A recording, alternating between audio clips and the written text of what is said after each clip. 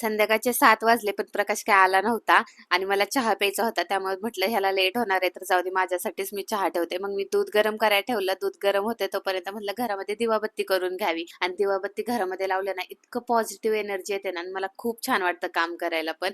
आणि 2-3 दिवसाच्या पावसानंतर ना आज पाऊस कुठे थांबला होता आणि इतकं सुंदर वातावरण झालं होतं. तोपर्यंत प्रकाश पण आला आणि बेला लगेच त्याला भेटायला गेली आणि चहा पण बनवला होता. ऍक्च्युली मी दूध गरम करायला ठेवलं होतं पण मी ब्लॅक टीच बनवली. माझी मध्येच इच्छा झाली की ब्लॅक टी प्यायची लिंबू टाकून. मी गरम गरम चहा पित नाही तोपर्यंत चहा थंड होते तोपर्यंत म्हटलं की कुकर लावून घ्यावा, बटाटे लावून घ्यावे म्हणजे बटाटे शिजून जातील. चहा पिऊन झाला त्यानंतर आलं लसूण पेस्ट करायला घेतली. आजचा माझा मेनू असा होता पुरी आणि जिरा आलू बनवावे. आणि तुम्हाला खरं सांगू का मला जेवण बनवायला आणि जेवण खाऊ घालायला खरंच खूप आवडतं आणि बऱ्याच लोकांना माझ्या हातची चव आवडते. माझ्या नवऱ्यालाही आवडते. त्यामुळे मला असे नवीन नवीन पदार्थ करायला ना खूप आवड आहे आणि खरंच खूप छान वाटतं.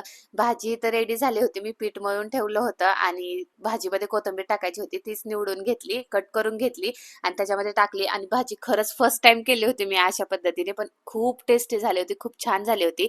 आणि पुऱ्या मी एकदमच लाटून ठेवल्या होत्या सगळ्या. प्रकाशला ना अशा चौकोनी त्रिकोणी पुऱ्या आवडत नाही त्याच्यासाठी ना गोल पुऱ्या बनवल्या होत्या आणि बाकीच्या मी अशा त्रिकोण कट केल्या होत्या. त्रिकोण पुऱ्या ना पटकन कट होतात आणि पटकन होतात त्या. गोल पुऱ्या लाटायला मला वेळ लागतो. जेवण रेडी झाल्यानंतर आम्ही लगेच जेवण घेतलं गरम गरम. असा होता आजचा दिवस. बाय.